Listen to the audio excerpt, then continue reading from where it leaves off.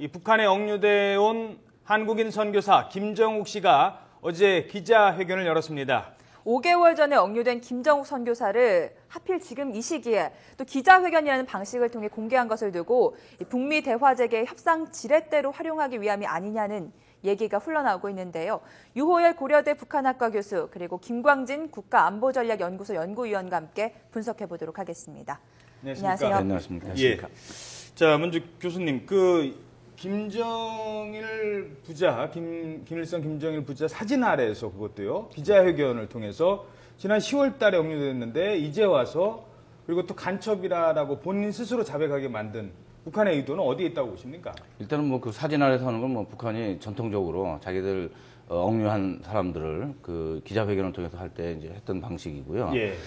근데 실제로 이제 그 지난 연말에 북한이 이 남쪽의 어떤 그 첩보원, 정보원을 억류하고 있다, 체포했다 이런 그 보도를 하고 나서 네. 그다음에 우리가 이제 지속적으로 그 신원 요청을 하지 않았습니까? 네. 여기에 대해서는 뭐 북한이 응답을 안 했었는데 이제 2달 후에 이제 그 공개한 것은 그만큼 그동안 이제 북한이 조사를 하거나 혐의를 확정하고 이것을 활용하는데 상당히 어려움을 겪지 않았는가 이런 좀 생각이 들고요. 예. 지금 이 시점이라고 하는 것은 일단 북한이 연초부터 이제 김정은이 남북 관계 개선을 이제 촉구를 했고 네. 그 과정에서 이제 이산가족 상봉을 성사시킨 직후이기 때문에 일단은 남쪽에 대한 비난의 목적도 있지만 이것을 통해서 앞으로 전개될 남북 대화나 남북 협상에서 나름대로 자기들의 그 유리한 그런 그 협상 카드를 하나 더 확보했다. 그래서 이 시점에 이제 신원도 공개하고 그 혐의는 물론 우리가 인정할 수 없는 그 혐의지만은 그런 어떤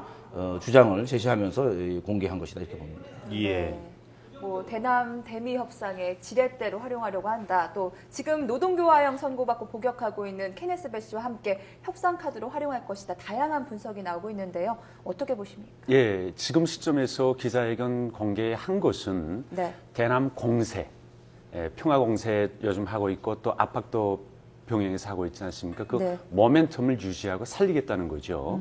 이산가족 상봉 기간에 방사포도 발사했고 네. 끝나자마자 또 미사일 발사했죠. 그 다음에 우리 선교사 기자회견도 공개하고 선교사, 해서 네. 예, 그 김정은 신년사로부터 시작된 올해 들어서 북한이 진행하고 있는 지금 대남 공세. 네, 처음에는 평화 공세로 이제 왔죠. 네. 우리는 위장 평화 공세가 아닌가 긴장해서 많이 테스트도 했고 그다음에 이산가족 상봉을 통해서 이제 진정성을 밝혀라 이렇게 요구를 해서 실현을 시켰죠. 관철시켰고 그 과정에 말하자면 대남 공세에서 주도권을 가지고 또 압박할 때는 그 정당성을 확보하는 그런 차원에서의 모멘텀을 유지하고 이제 공세를 펴는 그 일환의 하나라고 보시면 될 것 같습니다. 예. 네. 자, 그러면 지금부터 김정욱 선교사의 어제 기자회견 내용을 좀 들어보고요. 그 내용을 좀 분석해 보도록 하겠습니다. 일단 통제된 기자회견입니다. 네. 이 북한 당국에 의해서 통제가 철저히 하게 된 기자회견인데요. 일부 자백이라고 하기엔 좀 그렇습니다만 얘기를 한번 들어보도록 하시죠. 저는 2007년 8월 중국 단동에 첫 발을 내딛는 순간부터 평양에 밀국할 생각을 많이 했습니다. 뿐만 아니라 제가 직접 중국 단동에 지하교회를 만들어 놓고 거기에 끌어들인 북쪽 사람들에게 글을 쓰게 하거나 다만의 방법으로 국내부 실태 자료를 수집해서 국정원에 제공했습니다. 자, 스파이 활동을 했다. 국정원의 지시를 받고 스파이 활동을 했다. 이 부분이 북한이 지금 강조하려고 하는 거 아니겠습니까? 네. 왜 이런 쪽으로 몰고 가는 거죠? 뭐 북한은 당연히 북한의 선교 활동을 하는 그것이 이제 단둥 지역이지만 상당히 그 눈에 가시였고요. 그리고 어떤 방식으로든지 하여간 유인을 해서 체포해서 이제 억류를 하고 있는데 그 혐의를 역시 가장 정당성을 확보하는 것은 첩자 정보를 남쪽에다 제공하는 또 그것도 국정원에게 돈을 받고 제공한 이런 혐의라면 자기네들의 어떤 주장의 정당성을 확보하는 것이고 네. 또 그것이 이제 내부적으로도 북한의 이 외부로부터 특히 남쪽으로부터 이런 그 선무 공작이 있다. 이런 것에 대한 게 경고, 또 자기네들이 그전에 해왔던 남쪽으로부터의 위협에 대한 일종의 그 확신, 이런 것들을 이제 다시 강조하는 그런 목적이 있다고 봅니다. 예. 네. 얘기 들어보니까 이 김정욱 선교사 2007년부터 중국 단독에서 탈북민들을 지원해 왔다고 합니다. 북한에 들어간 것도 북송된 탈북 주민들의 안전을 확인하기 위해서 들어갔다고 하는데요. 실제 북한 안에서 이렇게 선교 활동을 하는 사람들 많습니까? 많지는 않죠. 네. 예, 그리고 일단은 남한 사람이 들어오지 않았습니까? 그것도 미립국으로. 네. 그러면은 북한에서는 무조건 간첩인 거죠. 무조건 간첩. 그 다음에 잠재적인 간첩.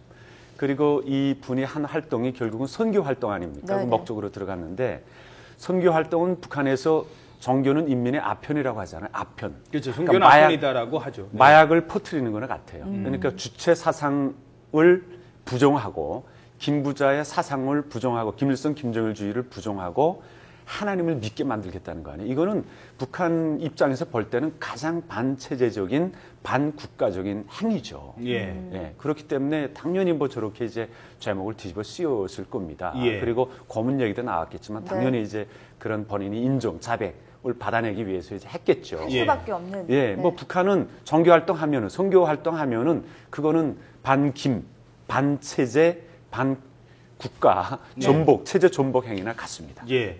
자, 선교사를 바라보는 북한 주민의 시선이라고 지금 그 전에 자막을 한번 다시 줘보시겠습니까? 미립국자가 얼마나 되나라고 했는데 네. 사실은요, 지금 이 북한 당국이 이 선교사님을 통해서 제일 알아놓고 싶은 게 이거라고 지금 알려주고 있습니다. 도대체 당신 말고 몇 명이나 지금 여기 와 있어? 이런 걸 지금 알아내려고 하는데 끝까지 이분은 그거를 얘기할 수는 없는 거 아니겠습니까? 양심상. 지금 그 부분을 지금 얘기를 하고 싶은데, 물론 뭐 공개적으로 몇 명이다 이렇게까지는 뭐 정확하게 파악을 할 수 없습니다만, 어떻게 보십니까? 지금 북한 내 이렇게 이분처럼 선교 활동을 하시는 분들이 좀 있다고 알고 계세요? 예, 있습니다. 예. 예, 상당히 있습니다. 예. 제가 이제 KBS 한민족 방송 그 라디오 MC 맡아 하고 있지만 요즘에 예. 네. 이제 일요일에 한 번씩 일요 초대석으로 이제 초청을 해서 예. 얘기를 하고 있는데 탈북자 중에서도 중국에서 선교를 받고 예. 그 다음에 그 하나님의 그 말씀이죠. 예. 예, 그런 것들로 해서 이제 명을 받고 자기 들어가고 싶다 해서 들어갔던 친구들이 몇 분 있더라고요. 몇 명 있더라고요. 해서 실제 선교도 하고 그 다음에 성공도 하고 예. 간부들이 또 이렇게 모여 앉아서 뭡니까 기도하고 그런 모임을 하는 것들도 목적을 했다고 해요. 예. 그러니까 우리가 외부에 드러나지 않는 우리가 모르고 있는 그런 많은 선교 활동들이 북한에서 진행되고 있고 그다음에 북한 사람들은 사실 다 잠재적인 기독교인들입니다. 평양이 이제 동양의 예루살렘이라고 하지 않았습니까? 예. 그러니까 그 김일성 어머니도 아주 덕실한 기독교 신자였거든요. 예. 그 잠재적인 기독교인들입니다. 그 태생적인 그런 게 있어요. 예. 그다음에 북한이 김부자 우상화를 하면서 기독교에서 좋은 것들은 다 활용을 한 거죠. 차용을 해가지고, 예. 활용을 한 거죠. 예. 노래로부터 시작해서 모든 것들, 모임 뭐 이런 거 해서 아마 다 잠재적인 그 기독교인들이기 때문에 조금만 좀 선교를 하고 이렇게 인도를 하면은 충분히 그 좋은 뜻과 마음과 믿음을 갖고 할 수 있는 그런 잠재력이 있는 분들입니다. 북한에 이분이 이제 들어가실 때, 그 고위급 관계자를 통해서 이제 만났답니다. 이게 한국에 계신 탈북자 지원하신 분 얘기를 들어보면은, 미리 내가 그분을 만났더니, 그러니까 그분 얘기라는 건 북한의 고위 당국자겠죠. 그 당국자를 만났는데 나를 참 많이 도와주고 내가 가서 선교 활동을 하는데 뒤에서 든든하게 받쳐주겠다라는 약속을 받았다. 그러니까 가도 된다라고 했다는 거예요. 주로 어떤 방식으로 이렇게 북한으로 들어가는 겁니까? 그러니까 함정 공작이죠, 전형적인. 예. 네, 그러니까 단동에서 지하교회를 세우고 네. 북한에서 넘어온 사람들, 탈북자들을 선교했다고 하지 않습니까? 예. 그다음에 그 중에 또 한 사람이 들어갔다고 했고 그 사람을 가서 만나고 푸고 또 이제 그 선교를 받은 사람들이 이제 생명, 안전 이런 것들 우려해서 들어갔다고 했는데 전형적인 함정 공작이죠. 그래서 북한이 아마 그 올가미를 쳐놓고 아마 잡았을 겁니다. 예. 네. 이 부분에 대해서 또 얘기를 직접 했죠. 국경을 어떻게 넘었는지가 가장 궁금한데요. 김정욱 선교사가 기자회견에서 이 부분에 대해서도 밝혔거든요. 함께 들어보도록 하겠습니다. 저는 지난해 10월 7일 밤에 중국 강동에서 밀수선을 타고 신의주에 미입국해서 육로로 평양까지 들어왔다가 8일 새벽 북측의 보안성 순찰 근무자들에게 단속되어 지금까지 해당 기관에서 조사를 받고 있습니다. 신의주로 들어갔다. 물론 뭐 탈북하는 사람들도 있습니다만 어떻게 선교사가 이렇게 미립국을 할 수 있었을까요? 글쎄 실제로 이 내용이 사실이라면 네. 뭐 그 지금 단동에서는 뭐 유람선으로 해서 압록강을 해서 거의 뭐 신의주 인근까지 가지 않습니까? 그 기준에서 이제 안내원도 있었을 것 같고 혼자 갔으면 그 상황에 대해서 사전에 많은 그 숙지를 하고 네네.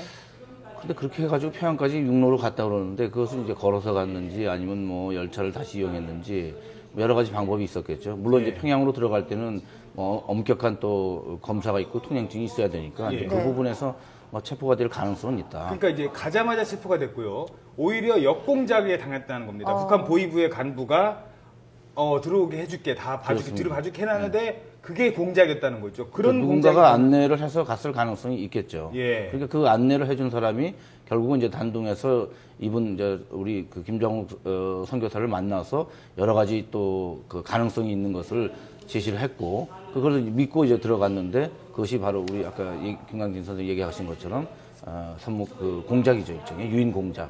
거기에 말려든 것이다 이렇게 봅니다. 예, 조금 더 설명을 부탁드리겠습니다. 북한이 이런 공작을 펼쳤다는 것 자체가 결국 김정욱 선교사를 통해서 북한 내 선교 활동을 하는 그러니까 뭐 그쪽 표현입니다만 조직을 딱 장악을 해서 뭐 파악을 하겠다 이런 취지 아니겠습니까? 다는 장악하고 파악은 하지 못할 겁니다. 하지만 이번 기회를 통해서 그 종교 활동이 엄중성을 네. 내부적으로도 이제 경고하고 외부적으로도 이제 경고하고 들어오면 이렇게 된다.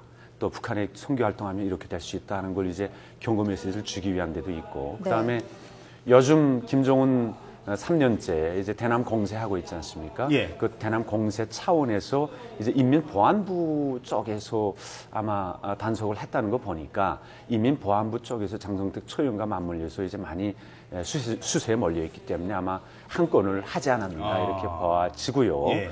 예, 뭐 대내적으로 많이 그 필요한 카드로 아마 활용할 수 있는 그런 케이스죠. 예. 네. 또 한 가지 궁금한 게요. 이 케네스 배 씨는 기자회견을 할 때 죄수복을 입고 있었어요. 그런데 이번에 김정욱 선교사는 기자회견 당시에 양복을 입고 있었습니다. 뭐 어떤 차이가 있다고 해석할 수 있을까요? 일단은 뭐 그 케네스 배 씨는 재판을 했고요. 노동교화형 선고 그렇습니다. 받았고. 선고를 받아서 네. 복역을 하고 있는 그런 상태고 우리 이 김정욱 선교사는 지금 이제 조사를 받고 기자회견을 한 것이기 때문에 네.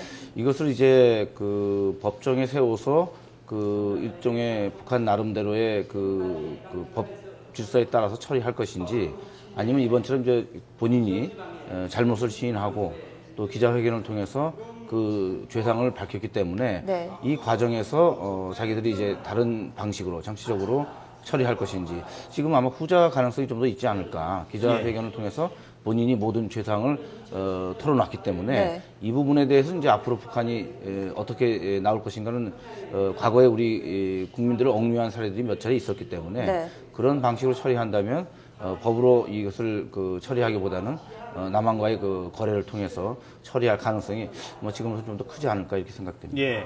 자, 그런데 양복 차림의 기자회견이긴 한데요. 저 화면을 다시 처음에 입장할 때부터 다시 한번 좀 볼 수 있을까요?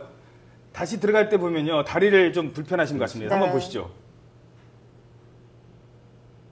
예, 오른쪽 다리가 지금 좀 많이 불편하신 것 같아요. 저 화면을 지켜본 탈북지원 단체에 계신 분은 분명히 고문을 당했을 것이고 저 자리에서 하는 얘기는 다 조작된 것이다.